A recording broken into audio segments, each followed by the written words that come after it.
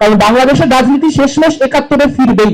আপনি যাই করেন না কেন, ৭১ বাংলাদেশের একটা বার্নিং কোয়েশ্চেন, স্ট্র্যাটেজি আলাদা।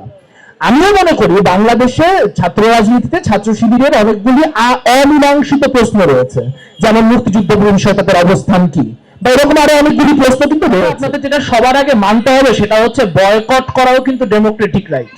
আপনি একজন বিডিএস একজন সাবেক সভাপতি, আপনি জানেন জিনিসটা। সো যে কোনো মানুষের কোনো একটা প্ল্যাটফর্মে কারো উপস্থিতি থাকলে সেটা বয়কট করার রাইটও তার আছে, সে কারণে তো কোনো আলোচনা ঠেকে থাকতেছে না। মানে যদি বাম সংগঠনগুলি সেখানে না যায় তখন সেখানে তাদেরকে ছাড়াই আলোচনা হচ্ছে, বা তাদেরকে ছাড়াই আলোচনা যা হওয়ার বা আলোচনা যা আগানোরটা এগিয়ে যাচ্ছে।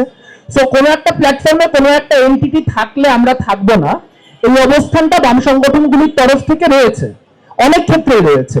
এখন আমার যে অবস্থান আর ওনাদের যে অবস্থান, সেই অবস্থান কিন্তু আসলে পরিপন্থীও না, হয়তো স্ট্র্যাটেজিটি আলাদা। আমিও মনে করি বাংলাদেশে ছাত্র রাজনীতিতে ছাত্র শিবিরের অনেকগুলি অমীমাংসিত প্রশ্ন রয়েছে, যেমন মুক্তিযুদ্ধ বিষয়ে তাদের অবস্থান কি, বা এরকম আরো অনেকগুলি প্রশ্ন কিন্তু রয়েছে। তো সেই প্রশ্নগুলি রিজলভ হওয়া দরকার, সেটা আমিও মনে করি। তারা মনে করছে যে এই প্ল্যাটফর্মগুলিতে না এসে আসলে এই এজেন্ডাটা পুশ করা সহজতর। আমি মনে করছি যে না, বরং যেখানে আমার ছাত্র শিবিরের অন্য একজন প্রতিনিধি রয়েছেন তার সামনে বসে এই প্রশ্নটা করা বা এই এনগেজমেন্টটা করা বেশি ফলপ্রসূ। কিন্তু সেই জায়গা থেকে অবস্থান কিন্তু আসলে শুধু বামপন্থী সংগঠন বলে আসলে আপনি ত্যাগ করলে হবে না। বাংলাদেশের জনগোষ্ঠীর একটা বড় অংশেরই কিন্তু এই প্রশ্নগুলি রয়েছে, কারণ বাংলাদেশের রাজনীতি শেষমেশ ৭১-এ ফিরবেই। আপনি যাই করেন না কেন, ৭১ বাংলাদেশের একটা বার্নিং কোয়েশ্চেন। তো সেই জায়গা থেকে আসলে আমরা সব সংগঠনের কাছ থেকে আশা করব যে তারা আসলে পোলারাইজেশনের জায়গা থেকে চলে আসবে।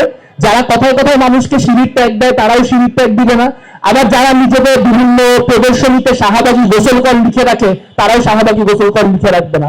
এক পক্ষের বিষয় না, সবাই মিলে হতে হবে। সেখানে যাওয়াটাকে বেশি গুরুত্বপূর্ণ মনে করলেন। তো ভবিষ্যতেও কি হচ্ছে যে যদি দলীয় ছাত্র রাজনীতি থাকে সেক্ষেত্রে ছাত্রটা কখনোই যে গুরুত্ব পাবে না, সেটারই একটা উদাহরণ কিন্তু এই আজকের এই হচ্ছে যে এই অনুষ্ঠান। তো এই ব্যাপারে আপনি কি বলবেন? আচ্ছা, প্রথম কথা হচ্ছে এটা আমার এখতিয়ার মুক্ত না আর কি, মানে এরকম কারো বিষয়ে বক্তব্য দেওয়া। তার কারণ হচ্ছে প্রথম জায়গাটি হচ্ছে আসলে তার সারা দিনের শিডিউল কি, তার হচ্ছে মানে অন্য কোথাও কোনো গুরুত্বপূর্ণ প্রোগ্রাম আগে থেকে স্কেডিউল ছিল কিনা, তিনি কেন আসলেন না, কেন চলে গেলেন, এইটা আসলে আমরা এভাবে করে বলতে পারি না। আমি এখানে একটু আসলে আমার বন্ধু যিনি উপস্থাপনা করছেন তার সাথে একটু দ্বিমত করব। সেটি হচ্ছে যে আসলে তার প্রায়োরিটি ডিফারেন্ট, মানে তিনি আজকের এই প্ল্যাটফর্মে এই ফোরামে আসেন নাই মানে তিনি ছাত্রদেরকে পছন্দ করেন না, বা তার ছাত্রদের কাছে কিছু মানে কিছু যায় আসে না, ব্যাপারটা এরকম নাও হইতে পারে। আমি একটা গঠনমূলক সলিউশন দিই, সেটা হচ্ছে প্রত্যেক বছর ডাকসু ইলেকশন করেন। ডাকসু ইলেকশন করতে হলে ছাত্র সংগঠনগুলির জনপ্রিয়তা কি এটা ছাত্র সংগঠনগুলির জন্য ম্যাটার করবে। যখন ম্যাটার করবে তখন সব সংগঠন এমনি ছাত্রদের কাছে আসতে বাধ্য হবে। প্লেন এন্ড সিম্পল, ওদের সবচেয়ে সহজ। কারণ আমরা মূলত হচ্ছে যে আমাদের বিষয়ে এরকম কথাবার্তা আছে যে আমরা হচ্ছে কোটা নাড়ায় টাকা তুলি আর কি। তো আমরা আসলে যাই করি মূলত গণচাঁদা টমচাঁদা বা আমাদের যেই সাবেক শুভানুধ্যায়ী বন্ধুপ্রতিম মানুষজন তাদের কাছ থেকে ব্যক্তিগত সোর্স থেকে টাকা পয়সা তুলে কাজ করতে হবে। মানে কোনো একটা 20,000 টাকার প্রোগ্রাম নামাইতে হলে আসলে আমার আগের 5-7 দিন মোবাইল ফোনে খরচ হয় 300-400 টাকা, কারণ যে টাকা দেয় সাধারণ মিডল ক্লাস লোকজন হয়তো 1000 টাকা 1500 টাকা দেয়।